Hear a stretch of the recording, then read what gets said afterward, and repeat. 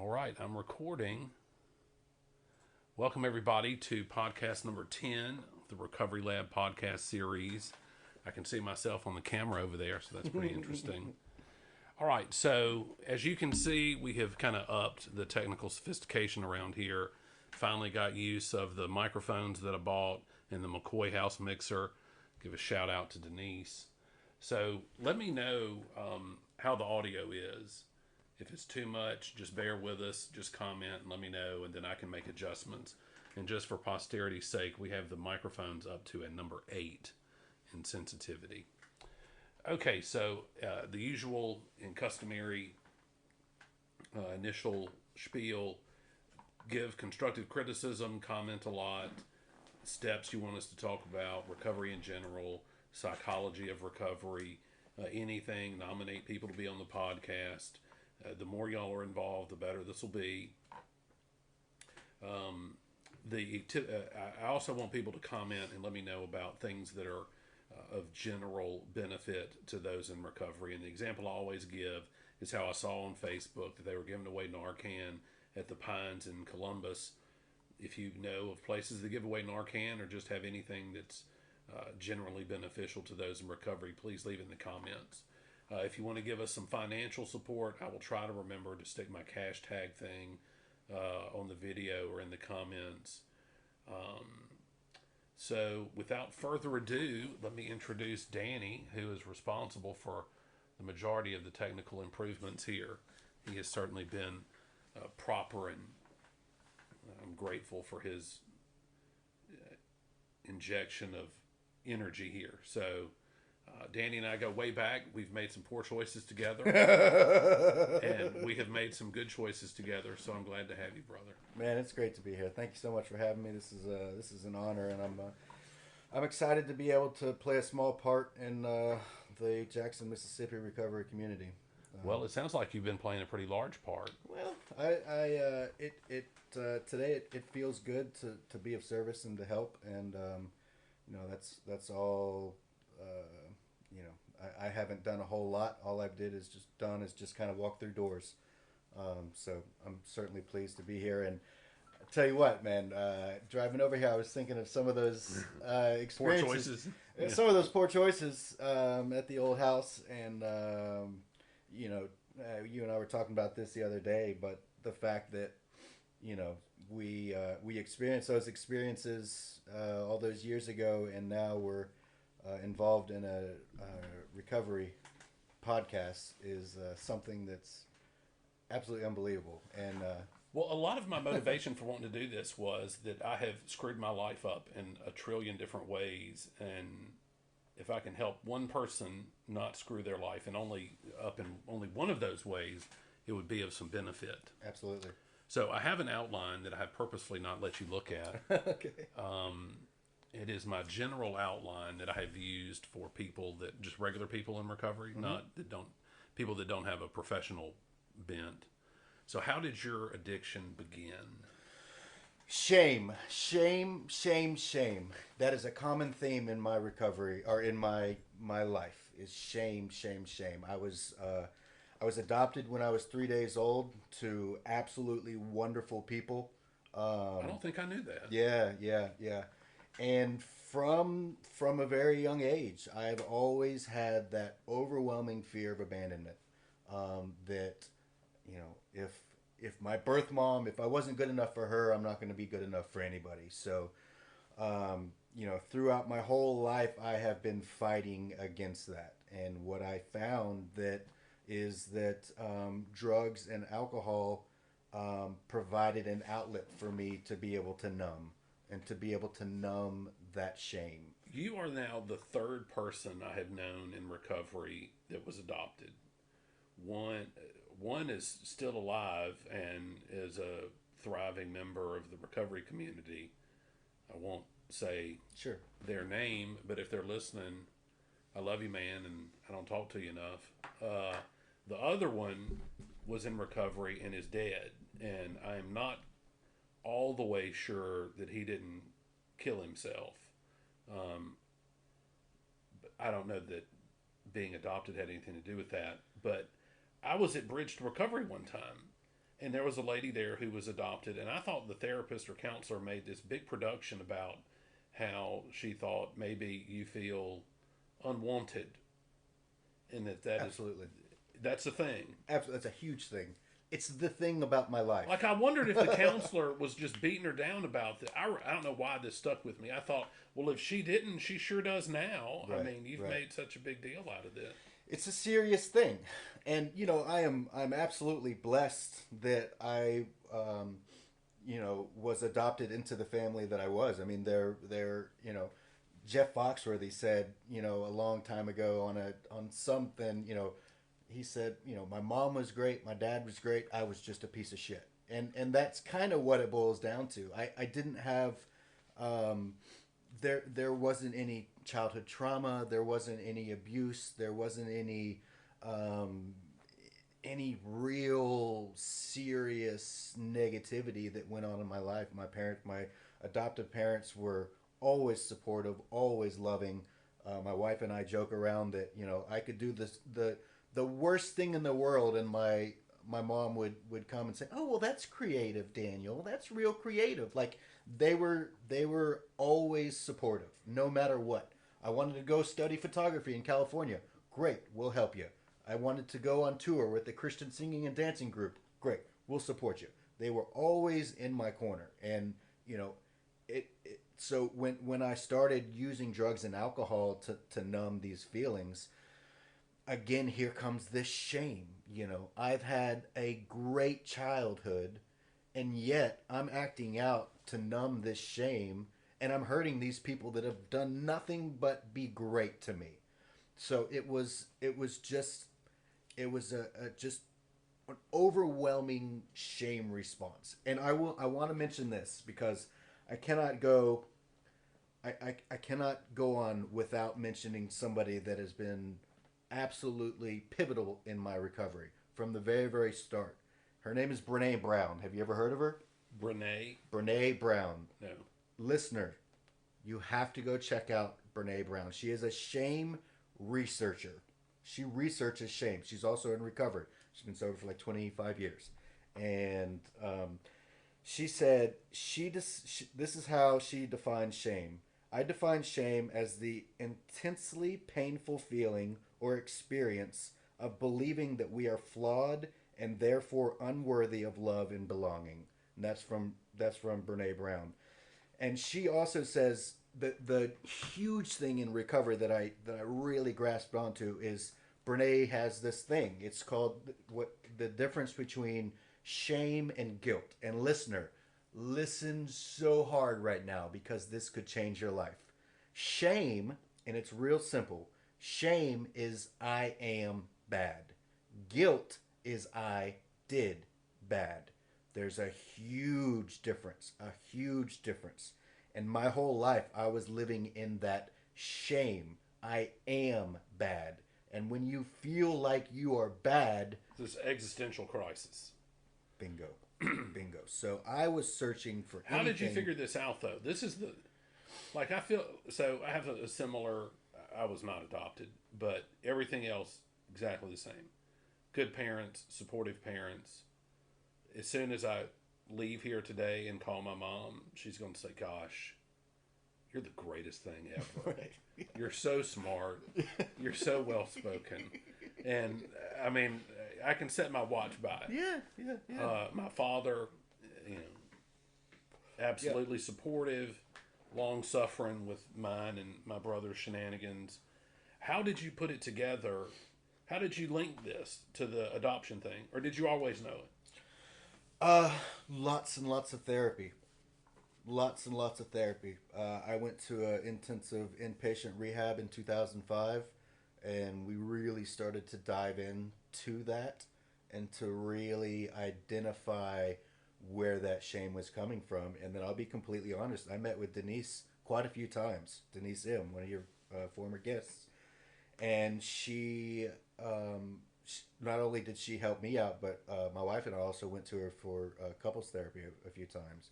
And she was just so lovely, just absolutely lovely, the most caring individual that I've ever dealt with. And still to this day, I quote what Denise said in recovery meetings and things. So But I just it was I was introduced to that whole idea in a 12-step recovery intensive outpatient facility out on 43 in Brandon.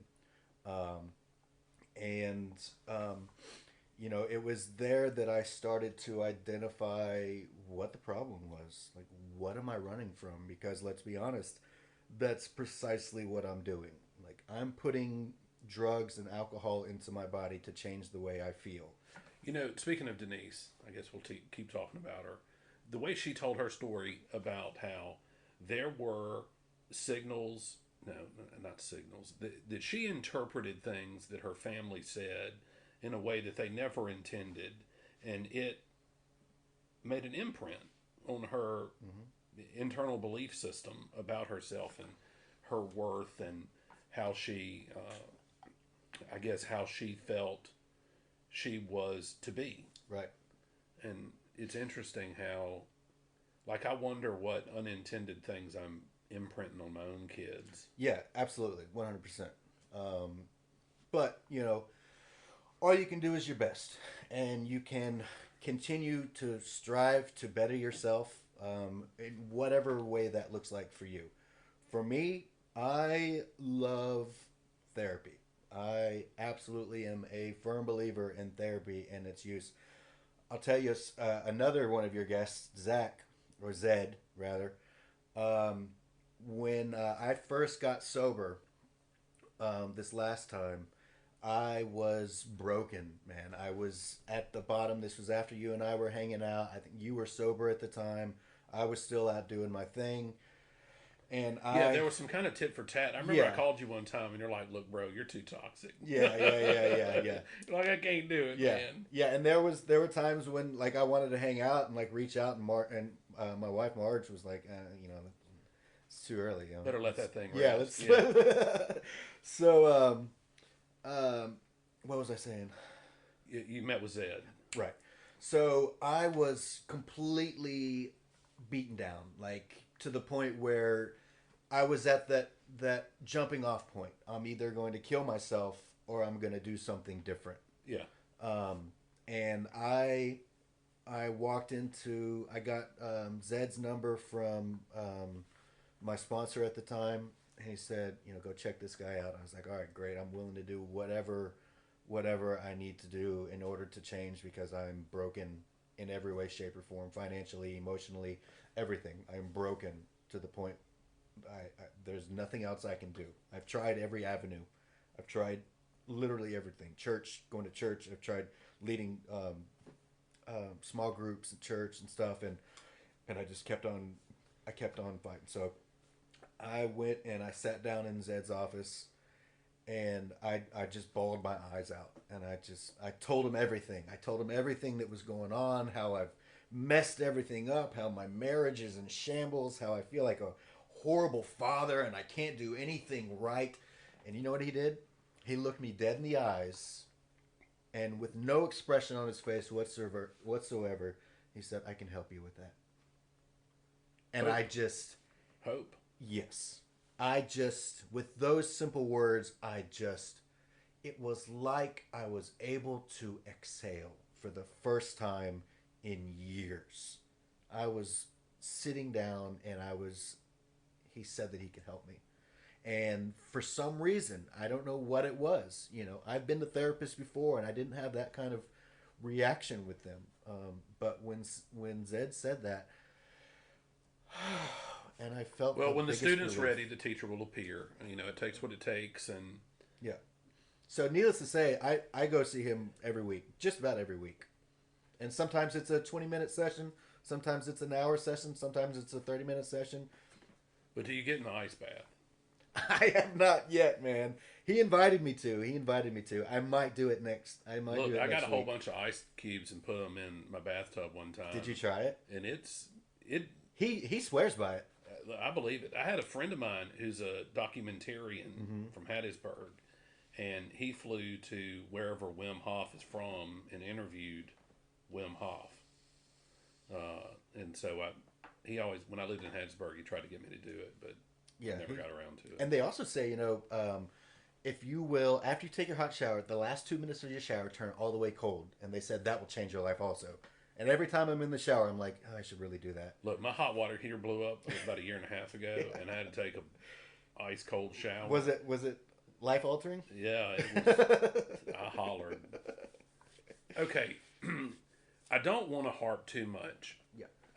In the podcast that I've listened to, like gone back and like tried to grade where I went right and where I went wrong, I thought maybe I let people linger on the shenanigan part of the story and talked too little about The solution and why your life is good now and why your life should stand as an attractive, why somebody should think, well, I kind of want what he's got.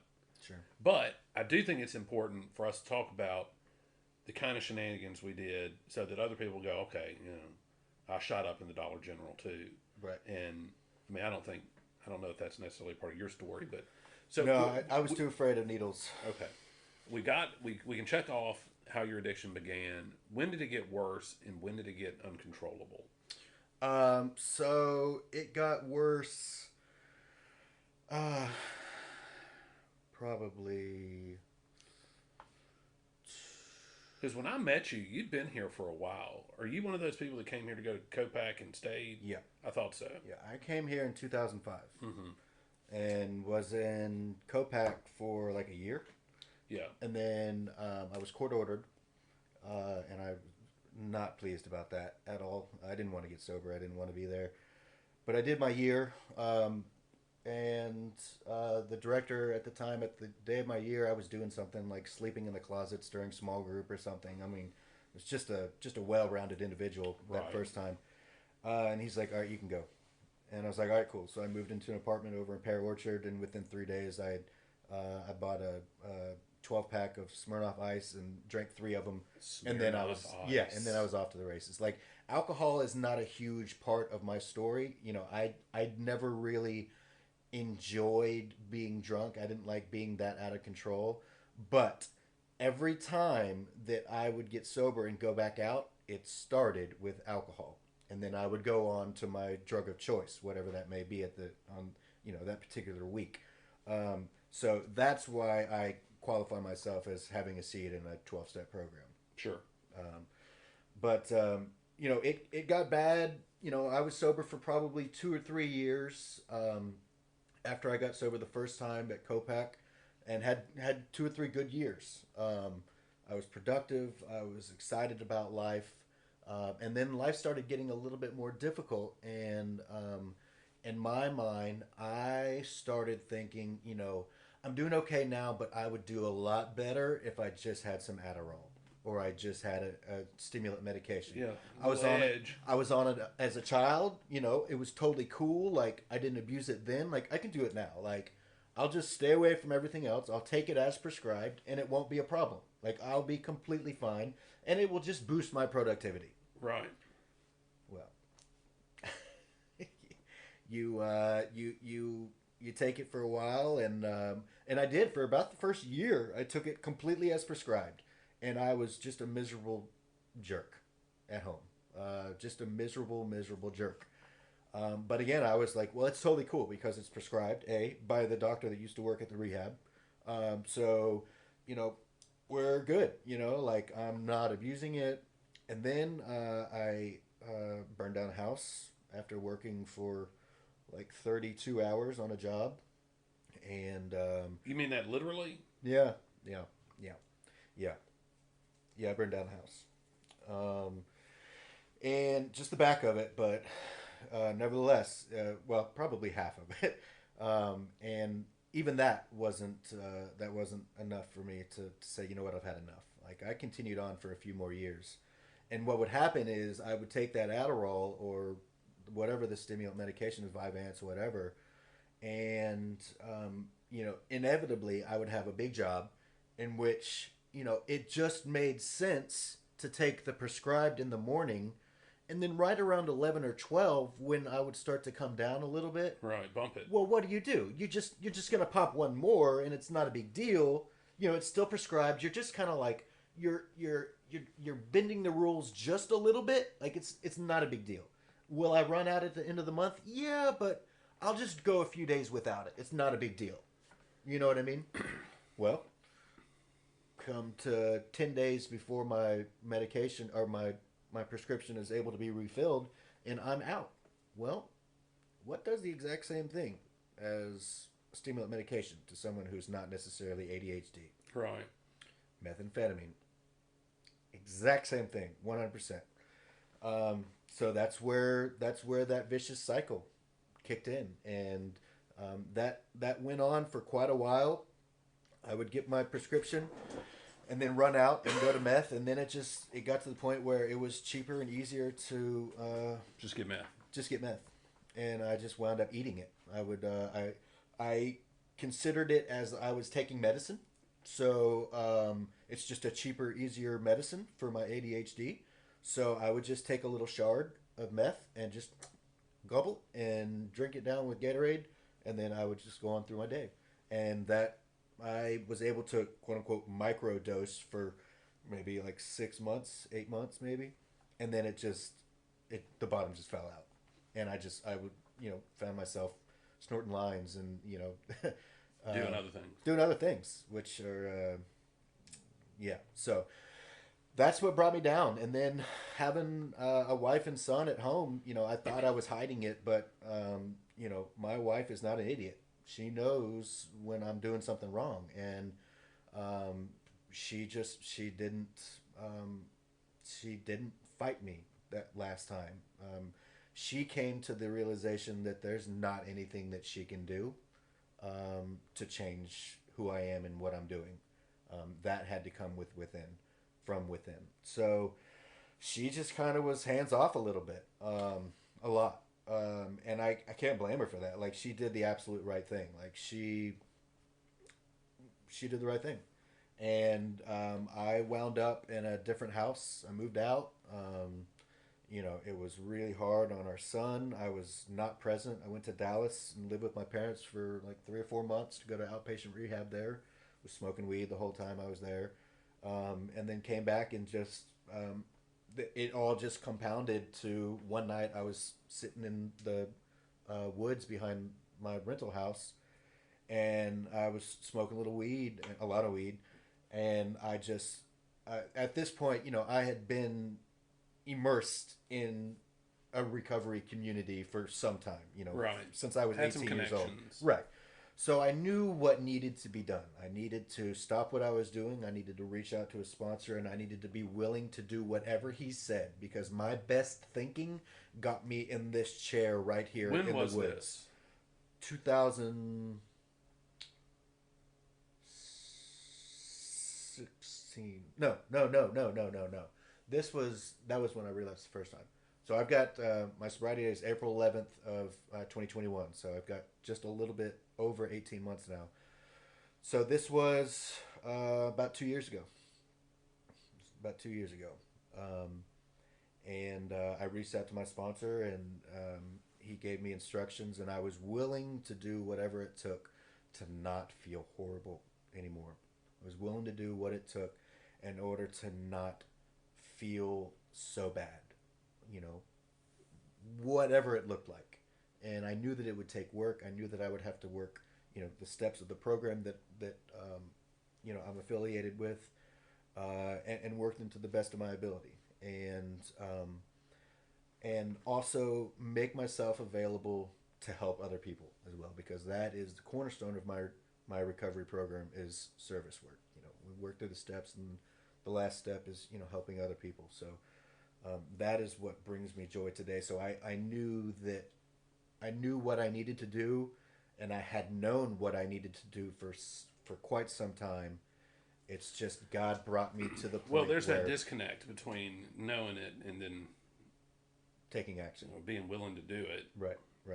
And for me, it was just being in that dark spot of, yes, I was hurting my family. Yes, I was hurting my loved ones. Yes, I was hurting my business. Yes, I was hurting everyone around me. But the most difficult thing to accept was when I looked in the mirror, it wasn't like I just didn't like that guy. I loathed every cell in that guy's body to my core. I hated myself. I absolutely effing hated everything about me. I couldn't stand me. And it was that pain that was the huge motivator to do something different because, I could have gone on and on and on, and my wife would have left me, and my son would have not wanted to be around me, and you know, if I didn't work on myself and have a spiritual change, a spiritual solution to where when I look in that mirror, I don't hate that guy. If I wasn't able to do that, and the my Well, maybe your long history in recovery gave you that kernel of hope. absolutely, Because if you really did hate yourself that much, you wouldn't have bothered with investing in getting sober. I was too much Or, of a chicken to kill myself. yeah. You know, but yeah, that that's why it's so beautiful for new folks to come into the program and things, and is they may not get healthy at that moment, but that seed is planted. So, and that's why I'm so eager to be of service today. Is it makes me feel good, and I love that today, living in the solution, all of that shit from the past. It would be very easy to look at that and get into that deep depression, that deep, poor, pitiful me. It would be so easy to get into that. But what I have recognized is, and this isn't anything that I've come up with, I've heard this over the years in recovery, is everything that happened in my past has led me to the man that I am today. And I genuinely care about that man today. I don't hate him. I am forgiving of him of all of that trash that I did in my past. Well, it is said that we are the sum of our experiences. And to some extent, we're the sum of our choices. Right. Right. So it's just, today I don't hate that person, and the way that I do that is I finally sat down. I finally sat down in recovery, and I was willing to do whatever I needed to do, and I found that I genuinely love helping people. Today I'm the concession manager at Northwest Rankin High School. I love that. I love Slinging those Snickers. yeah, man. I don't know what it is. Like I was thinking about the other day. Like I'm blessed. Like I am so lucky that I enjoy that. Like because I do. I love it. I absolutely love being a part of something bigger than me. I would love buying something for $1 and selling it for $6 too. That's some impressive markup y'all probably got out there. 7, but it's whatever. It's a king size candy bar. Yeah, it's a king size. Yeah, yeah, yeah. But yeah, it's today living in the solution looks like trying my hardest not to harm anyone, and using my past experiences to help other people. And that is the thing. Yeah. If we can figure out some way to turn our bullshit and shenanigans into benefit, then we have done right by recovery. Right, right. I completely agree. So it's just I try to help, and I try to get involved, and there is my wife and I were talking about this morning, the whole thing about balance, because I am all or nothing in everything I do, in recovery, in drinking and using, in everything. I was that guy that here's the level that you would usually take it to. I would always take it consistently to the next level. And so I have to be careful to not overextend myself, and keep time for my family, and not lose sight of the fact that, hey, I wouldn't be here without them. So I need to, maybe take a step back from everything that Temper I'm doing. your enthusiasm. Yeah. And just kind of let God do his work. And, today, I'm not a religious person. I'm not like, I grew up in the church. I have nothing wrong with the church. I think it's great. But when I walk into a recovery meeting and when I walk into church, I feel loved and appreciated and understood here, and not so much necessarily at a church. And now there are wonderful programs, celebrate recovery, beautiful opportunities for recovery. And my story is not the same as everybody. There are so many paths to recovery. Tell me more about this worship team that you were gonna. So they were called the Continentals. They're a Christian singing and dancing group. And Did you dance? Did you? I'm did, intrigued bro. I did. by interpretive dance. I did, man. It was a 90-minute show. It was all choreographed, and I sang and I danced. Did they have praise flags? No, but we did have props. Okay. And we went. We did 42 shows here in the U.S. No, 40. We did shows in 42 different states here in the U.S. And then we started in Oxnard, California. I went to treatment in Oxnard. Did you time. really? Yeah. I lived in Ventura for 3 years. I went to near Port Hueneme. Yeah, that's what I used to. I can't remember the name. Anacapa by the Sea. Yeah. I used to score weed over there. But yeah, so we started in Oxnard. We had a 2-week training course there and learned all the choreography and the songs and everything. And I applied. I auditioned to become a part of this group, and I got accepted. And then so we started in Oxnard. We went all the way over to New York, and then made our way back. And then we hopped on a plane in L.A. and flew over to Nairobi, Kenya, and did 3 shows there. International Worship and Dance Team. Yeah, I know the church, bro. I love it. Like I Look, just no I love one it. is more surprised about the role that worship music plays in my life than I am. Yeah. It's great. Like I have no problems. Like I get my fulfillment from the fellowship of the recovery community today. Yeah. And I'm also associated with lots of folks that are heavily involved in church, and I love those people. Like I really do. I have nothing wrong with. Well, when I was at the City of Refuge, the faith-based treatment center that I went to, I got turned on to worship music. Now I grew up Catholic, and we don't have that. Right.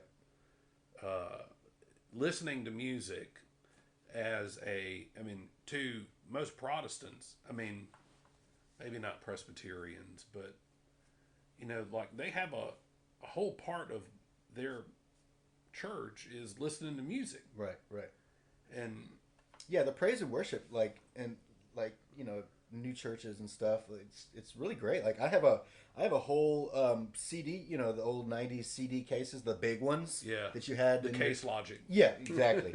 I've got a whole that's completely full with praise and worship music of CDs and stuff. I feel you. Here's the real question. Yeah. Do you remember any of the dance steps? Because Because we've got a little bit of room here.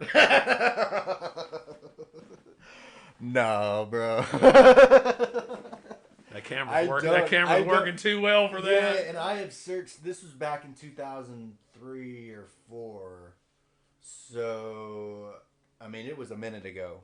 And cameras weren't prevalent like they are today. So, I've been searching. If that happened today, you'd be able to search on YouTube and boom, there you go. There's, every video associated with that, but it just wasn't the story back then. So, I've tried to look for videos. I feel bad for kids of this day and age because there are things that I did when I was a youngster that I would not want memorialized for all time. I know. It's hard. And with Snapchat and everything, everything is documented. Everything is recorded. There's no... every stupid decision you make, if it's in public, you run a pretty significant risk that somebody recorded it. Yeah. There's no doubt. And it's tough. It is tougher, I feel like. It is what it is, but, it's just a different time, and it is, Well, you have a teenager. I do. Who I believe I saw has a driver's license now. He has his learner's permit, yeah. Okay. Yeah, he's 15. Good kid. Makes good grades. Heavily involved with the Northwest Rankin Band. What instrument does he play? He plays the tuba. So he's out there. Got that upper body strength going. Yeah, he's got he rides 10 to 14 miles a day on his bike. This kid's he's going places. He's good in school. That's focus that I did not have. I didn't have. No, I didn't know what the word focus was. Yeah, so how do you good. see social media impacting his life in a way that it would? Because you're too old for it to have been. Well, it's just. I'm sure there are benefits to it in that you can be connected with your friends at all times, and But I think it is very easy to get trapped behind that screen and not, not actually talk with people. I think that it could be something that leads to issues in the near future of people not being able to communicate well. I talked to Denise about this. I think I talked to Zed about it some too. I think it's worse on girls. Yeah, I mean, I would probably lean towards that conclusion Being as made well. to feel ugly because of some. Well, look at person. everything that's on the TV and that's in the newspaper and on the internet. These aren't regular women.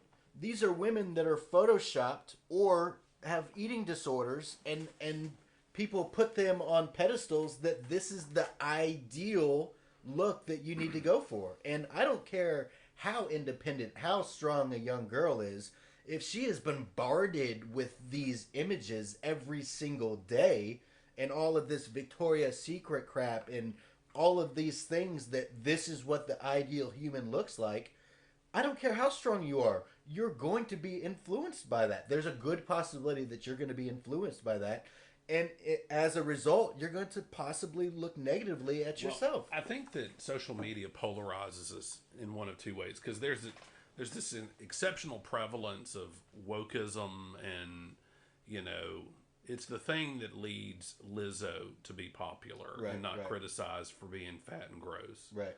And then the flip side of that is the prevalence of Brazilian butt lifts in the world. Yeah. Yeah. So I mean, Kim Kardashian has like 42 trillion followers on Instagram. It's crazy. I don't get it, but whatever. That's not my jam. But yeah, I mean, it's I think the media is it's difficult not only for women. I mean, I think it's difficult for women absolutely, but I also think it's difficult for young boys. I mean, they are they're and men and boys deal with eating disorders as well. Almost just as much as females. Don't quote me on that, but I think that there's still quite a few males that struggle with their identity and sitting down in themselves and loving who they are, because it's difficult to, when you are like, again, bombarded with all these images of what is good, and if you don't look exactly like that, as a child, you don't have the wherewithal or the knowledge to be able to say, hey, that's not real. Yeah. That's not real. It's just curated. not real. Right, exactly. So it's difficult, it's got to be difficult for everybody, but it's there are ways to use it for good as well. You can be helpful, and there people like Jax. Have you seen Jax? She's on TikTok. She I don't do TikTok. The song. Okay, well she did a song called Victoria's Secret, and she's. Oh, I've heard that on the radio. Yeah, she's talking about how the owner of Victoria's Secret is like a 80-year-old man, and it's just like she's playing a beautiful role in bringing light to the fact that, look, all of these ideal images that you see, they're not real. Like they're created by an 80-year-old man in New York or wherever he is, and so there is that negativity, but there are also people like Jax and other people that are getting real, so to speak. That, hey, girls, this is not real. Like, look at me, I'm successful, I look like a normal human being. Like, I don't. She just looks. But isn't she successful only because some other 80-year-old man let her be successful? I mean, there's that. I mean, but I've heard the song. I mean, she's not Maria Callas. She's not this impressive operato. No, but she just has something. She's got something. She's got this thing that Lizzo has. I mean, I'm ragging on Lizzo, but only because she's enormous and half naked at Lakers games, and nobody wants to see that. But I disagree. I would say that some people do like to see that, especially like women that are not like the social regular, 105 pounds. Like, there are conditions out there where you could eat a pill size meal consistently over your entire life, and you're still going to gain weight and be obese. You know who I think has that? Rick Rubin, I don't know who that is. the producer, produced records for Red Hot Chili Peppers. Okay, yeah. The Beastie Boys. Yeah. Jay-Z. Yeah. So System of a Down. Yeah, He so was I think on it's Joe good. Rogan's podcast the other day. Yeah. And he had been a vegan for like 25 years and weighed like almost 400 pounds. Yeah. A vegan. Yeah. I mean, everybody's in a different stage in their life. Yeah. You know what I mean? And that's one of the things I love about TikTok, and don't judge me because I look at TikTok like just get over it. Like, don't judge me. Because there are so many wonderful stories on TikTok and so much laughter on TikTok that, you know, these people that they're going from they're morbidly obese. You know, they are going to die as a result of their obesity, and they made a decision to try something different and to go on a different path and maybe try one thing different than they were willing to do before, and just that one little step can lead into another, and then they document these transformations. And I'm not saying you have to go through this huge transformation in order to be loved or fulfilled, but there are those stories, and they're everywhere, you know.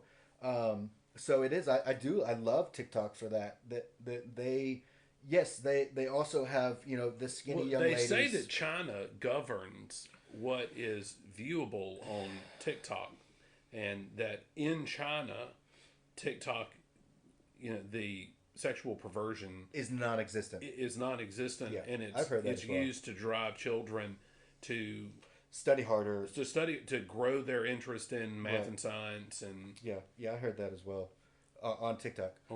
Yeah. So yeah, I mean that's absolutely true, and I mean I think there is a lot of that. I think there is a lot of, you know, the algorithm is there for a reason, and who controls the algorithm, I don't know. You know, the Chinese government does. Yeah, but you know, maybe there will be, and there is the concern about, you know, privacy. Absolutely, sure, but you don't have to go on there. You don't have to be a part of TikTok. You know, and you know, Elon Musk, my boy Elon. If you're listening to Elon, yo, holla at a boy. Holla at a boy. You know, he just bought Twitter, and Twitter owns Vine, and there's talk of Vine coming back, which would be owned by Elon Musk and somebody that's not in China. So who knows what the future may hold? You know what I mean? Like there's always going to be. Everybody has a phone now. Everybody has a camera and a video, and you know, it's, you know, who knows what the future is, but.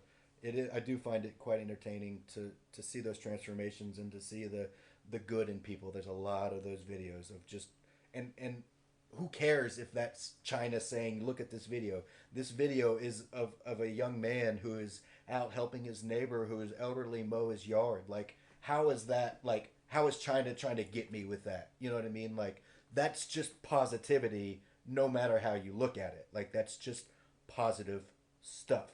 So, you know, there is that whole, and I've heard Joe Rogan's take on it. I get it, I understand, but you know, it is what it is, and there's a lot of positivity on there. So we need to make a TikTok and send it to China. yeah, we'll see. Yeah, it's there's a lot of good stuff going on, but I mean, how are we doing on time? We're fine. I mean, unless you're fatigued. No, not at all. I'm having a blast. Good. Yeah. So what else you got for me? All right. We've made our way through the majority of my outline here. So I'm going to hit you with the hard questions now. What do you do well in your recovery? What's a day in the life look like? Now, only as it relates to recovery. Sure. That's an easy one. Okay. First thing I do before I wake up, or after I wake up, is I get on my knees and I thank God for keeping me sober the day before. I ask Him to keep me sober today, and I ask that He use me for His will, whatever that may look like. And when I walk through life, walk through the day with that mindset, you know, I pray that He makes me of service, whatever that may look like. Of some benefit. So That's what I do, and I constantly look for opportunities to help. I genuinely love helping people. Um, it's it's one of the things that just brings me the most incredible joy. Just being of service. Purpose. Yeah, yeah, yeah. By contrast, what do you do poorly in your recovery? Balance. Balance. That all or nothing gets in the way. All or nothing. Yeah, yeah. And I mean, it does. It causes problems with my home life, and my selfishness will be like, well, that's too damn bad. Like, I'm helping all these people, but I'm not taking care of what's going on in my house. I'm not taking care of my home. I'm, you know, spreading all this energy and positivity out there, and when I come home, I'm drained and I don't have anything for anybody else, and that's not fair. So, balance is How do you number one. reckon that? How do you weigh those things? Forcing myself to listen to the needs of my family, and not just brushing over it and saying, "You don't know what you're talking about. I know what's best for me. You don't know what's best for me. So just get out of my way." Like, if I am that hard headed like that, I'm gonna cause problems, and so that's where again that balance comes in. And I talk with my therapist about it I talk with Zed about it on a regular basis.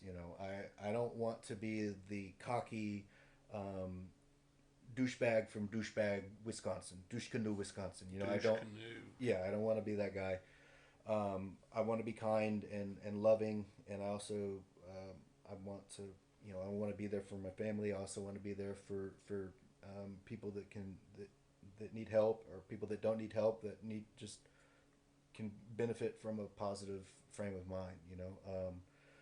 So it's just balance, man. I just got to communicate and talk, and that's something that I'm not good at. I'm not really good at communicating all the time, especially I am with, like, say, customers. I'm very good and very laser focused on communication in the business world, because that's what pays the bills, and it's necessary for me to be a professional at all times, no matter what, even in the roughest of times, because if I don't, my business is going to fail and it's going to go into the ground, and then I won't have a career. So it's very easy for me to communicate in that realm. It's not as easy for me to communicate to my loved ones, or to my wife and to my son or my parents or whatever. It's just not as easy, because that if I don't do it perfectly, I'm not. It's not immediately going to negatively affect me as it would in the business world. So communication is key for me. And Marge, if you're listening, I'm working on it. I'm a work in progress. I know I'm not perfect. I know I got to focus on really honing in on that balance, and I'm working on it. So.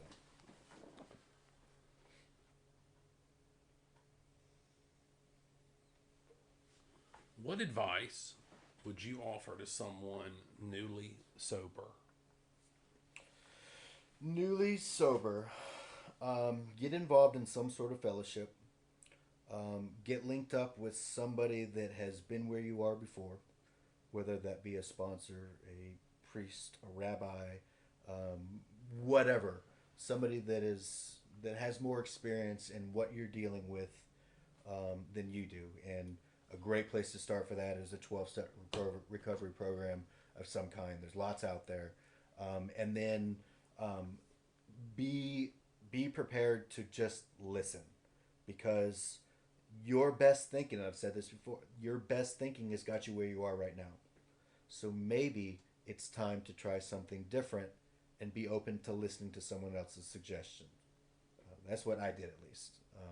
Sit down fully, trust God, clean house, help others. What goals do you have? Life, personal, relational, I don't even know if that's a word, but yeah. Spiritual. And then we can revisit this in future podcasts, and you can gauge your success in Sure. achieving these goals. Yeah, grow in the public eye. I love it. Yeah. Layers of accountability, right? Right, exactly. If it's on Facebook Live, it must be real. So. Exactly. So I want to continue to be of service. Obviously, I would love to. I've been Um, I did a ride along with Rankin County Constable Gary Wyndham a few weeks ago to kind of get a better understanding of the needs of the community and how I could help in that way. And one day, who knows, I might like to run for public office of some kind in Rankin County, or I've also in the process of getting my real estate license to be able to help people with that. Um, and just I just I don't know. I'm very, I've got these goals of real estate and public service and um, uh, you know whatever it looks like. Successful business, things like that, continuing it. But what I have to be keenly aware of is if I do not allow God space to work his magic, then I'm doing myself a grave disservice. So I have these goals, I have these aspirations, I have these things that I want to accomplish, but I'm also 100% okay with the fact that if this is not what God wants for my life, he's going to present something that's better and more well fit for me and my personality than I would, through the years of 12-step meetings I've heard, I couldn't have imagined where God has brought me when I first got sober 35 years ago, 40 years ago, whatever. They just, they say it all the time. I couldn't have even begun to imagine what my life would be like today. So I keep that close to my heart. I keep that in mind that, these may be these goals that you have, but my ultimate goal for today is to do the best that I can, be the best human that I can be as helpful, loving, caring, and understanding as I possibly can be, and let God be prepared to come and do the work. But believe with every cell in my body that God's will for me is going to be better than my will for me. So I just leave as much space as necessary for God to work his magic.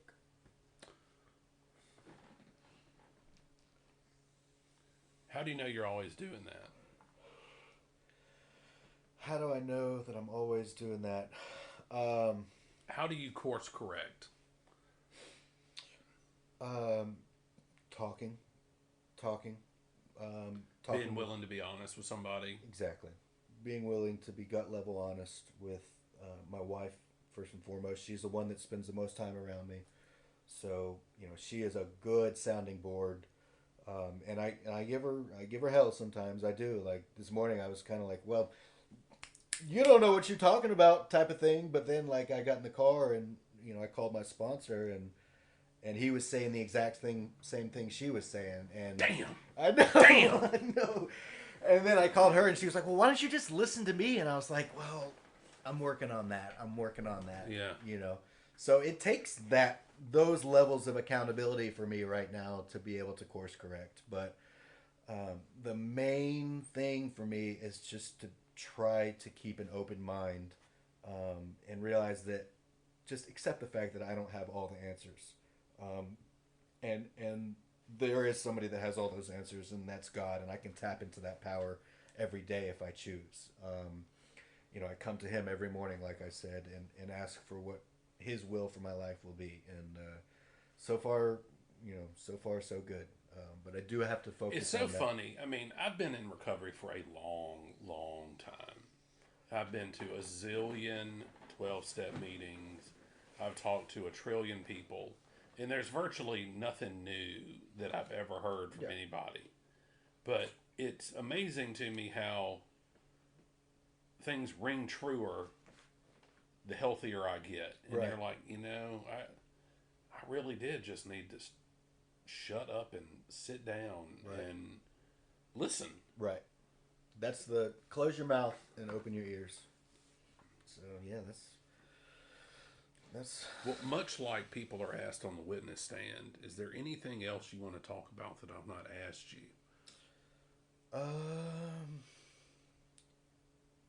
What was that? Hold on. Oh, that's one thing.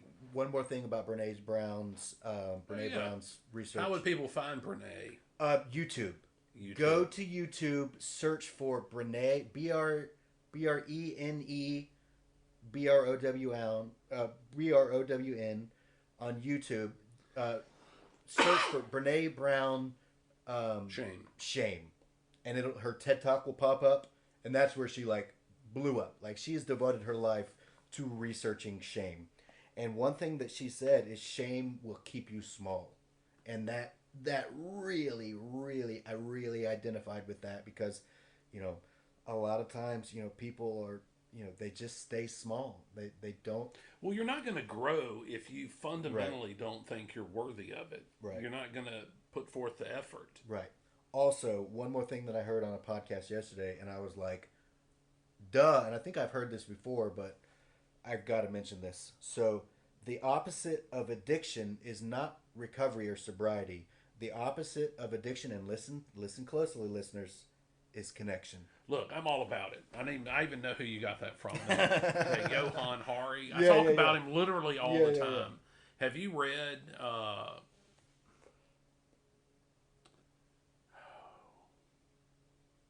Chasing the Scream?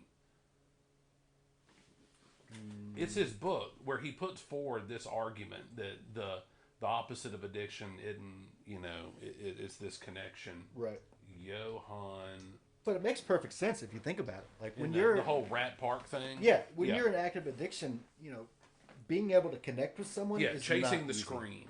Okay, yeah, I'll have to. You've got to read it. It's fantastic. I'll read it. And I think he's in recovery. Is he? Because, I think he got caught having broken the cardinal rule of journalism. I think he dummied up some evidence or something. Oh.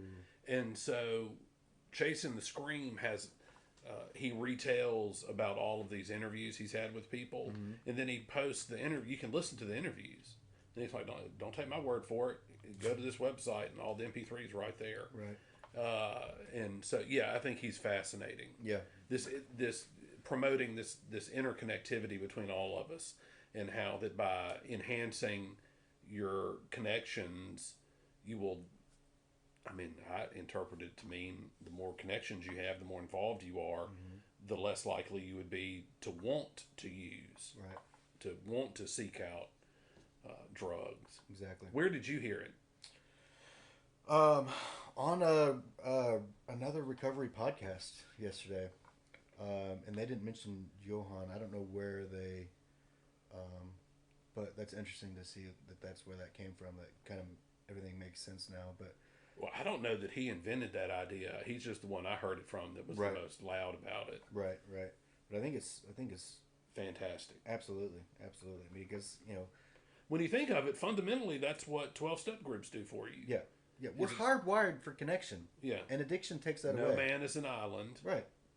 Yeah. We're hardwired. Well, then an addiction forces us to withdraw into ourselves, and by shame and guilt. You build up these walls to exclude everybody else. Exactly. Yeah, it's beautiful. One thing I could say to anybody that's struggling right now is do your best to identify what you're ashamed of right now, and do whatever you can to identify that and to work on that, because you will gain freedom in that 100%. And also, go check out Brene Brown. And Brene, if you ever listen to this, tag me. Yeah. We'll get in touch. That would be a dream. That would be an absolute dream. You give her a hug. Yeah. Tell her thank you. Yeah. It'll happen one day. I think it'll happen. Well, all right. We've hit about an hour. Wow. Goes fast, doesn't it? Wow. Okay. So let's try to figure out how to get this uploaded to YouTube. Okay. All right. And then we're working on getting it on Apple Podcasts, Google Podcasts. We're working on it. We're working on that. Okay. All right, cool. Well, man, I appreciate you having me, brother. One thing at a time. Yeah, man. Absolutely. All right. All righty. All right, listeners. Till next time. All right. Take care, guys.